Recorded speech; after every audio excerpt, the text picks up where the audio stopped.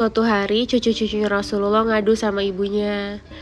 Ibu, Rasulullah lebih sayang Hasan. Kenapa gitu nak? Rasulullah selalu mencium Hasan di bibir sementara aku selalu diciumnya di leher. Rasulullah lebih sayang Hasan. Mendengar kayak gitu, ibunya Fatimah radhiyallahu anha nanya sama Rasulullah, ya Rasulullah ada apa?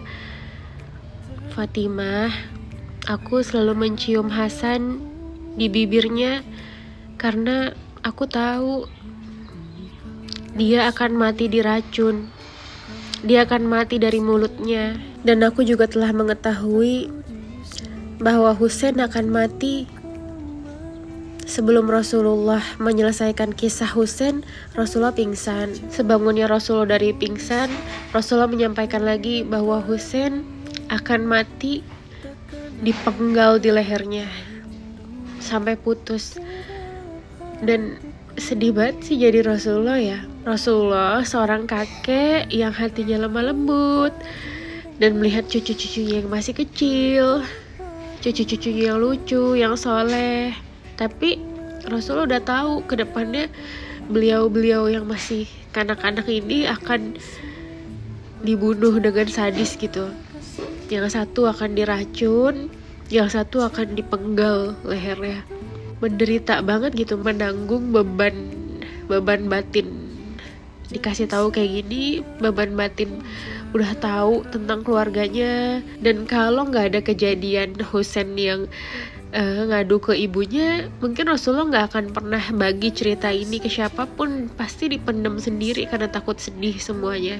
Masya Allah banget Rasulullah, hatinya sebegitu besar menanggung banyak beban.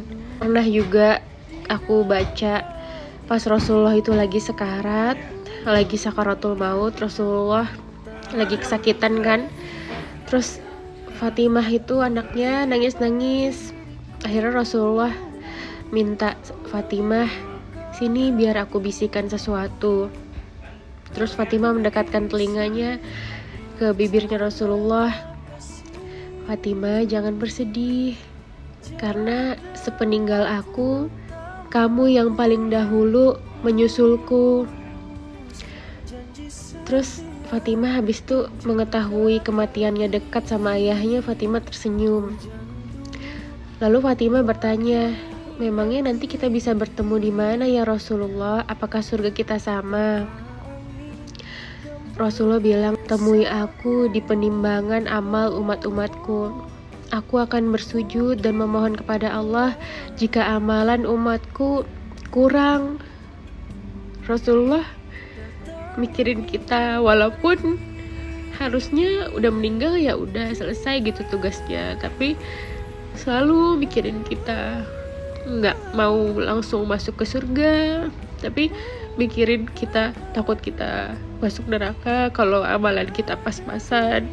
Jadi Rasulullah mau bersungkur lagi di tempat nanti kita nimbang amalan kita. Kalau kurang-kurang, Rasulullah minta tolong sama Allah, minta syafaat, minta keringanan dari hasil sujudnya untuk kita, supaya kita bisa diberatkan amal kebaikannya. Setelah itu Rasulullah gak langsung masuk ke surga. Rasulullah nunggu lagi kita di Telaga Kausar, nunggu lagi kita di Sirat, di jembatan, nunggu lagi kita di depan pintu surga. Rasulullah gak bisa tenang sebelum umat-umatnya itu aman. Rasulullah sangat mencintai kita. Allahumma sholli ala Sayyidina Muhammad wa ala ali Muhammad. Kenapa sih Rasulullah sebegitunya mencintai kita? Pada suatu ketika Rasulullah juga pernah bincang-bincang sama sahabatnya. Ya Rasulullah, kami ini sahabat engkau, lalu siapa yang engkau sebut saudara? Yang aku sebut saudara itu adalah umatku yang mencintaiku selayaknya kalian mencintaiku, selalu bersolawat atasku, yang membela apa yang aku bela, yang membela agama Islam tanpa pernah melihat aku, tanpa pernah melihatnya turunnya wahyu. Sementara kalian melihatku, melihat akhlakku, melihat bagaimana wahyu-wahyu itu turun, melihat keajaiban-keajaiban Rasulullah. Wajar kalau kalian mencintaiku, wajar kalau kalian menerima Islam. Tapi di akhir zaman, umatku tidak pernah melihat aku sama sekali, tidak pernah mendengar suaraku sama sekali, tidak pernah diyakinkan seperti Rasulullah meyakinkan para sahabat untuk masuk Islam. Tapi bisa-bisanya cinta kita, kerinduan kita bisa sebesar para sahabat merindukan dan mencintai Rasulullah. Maka dari itu Rasulullah sangat-sangat juga mencintai kita. Allahumma sholli ala sayyidina Muhammad wa ala ali Muhammad. Sebenarnya aku udah pernah baca kisah-kisah Rasulullah pas aku kuliah dulu 8 tahun yang lalu.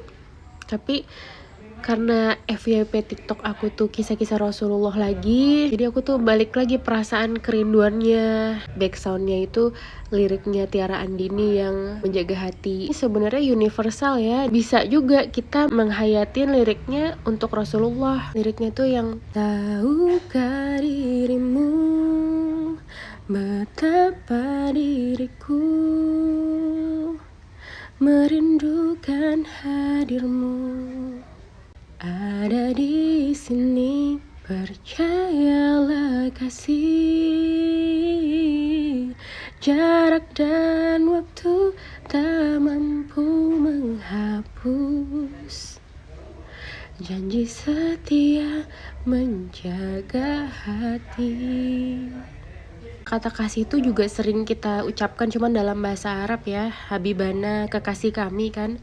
Rasulullah bisa kita panggil kekasih, bisa kita panggil Sayyid, Tuan kami. Nah, intinya kita tuh sangat merindukan jarak kita yang ribuan kilometer ke Mekah.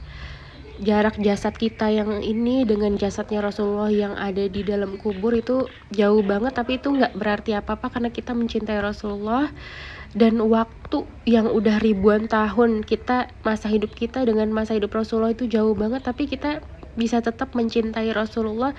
Dan Rasulullah dari mulai beliau menjadi Nabi dan Rasul juga udah mencintai kita sebelum kita lahir. Allahumma sholli ala sayyidina Muhammad wa ala ali Muhammad. Jarak dan waktu gak ada artinya karena itu tetap bisa mendekatkan hati kita sama Rasulullah. Semoga kita bisa bertemu sama Rasulullah nanti di tempat-tempat yang Rasulullah tungguin kita. Amin amin ya rabbal alamin.